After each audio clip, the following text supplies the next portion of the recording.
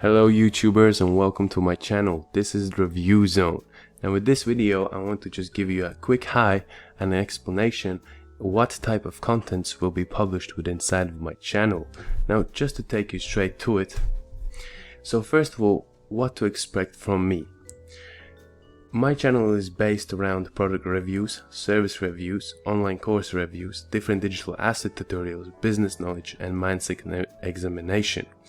I will have a different product reviews for the digital world, because my own motive to creating this channel was to make sure that people get the assistance through digital world, because currently in 21st century everything is based around the digital world, and especially we have variety of products within this digital world, starting from softwares to online courses.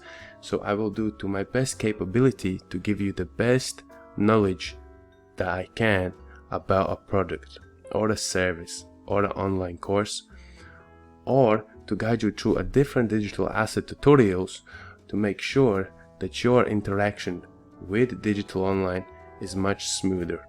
I also will be giving you a business knowledge based on my own experience and based on my own examination, and also my biggest asset of myself, which is the mindset examination, which I have been currently studying for about 3.5 years.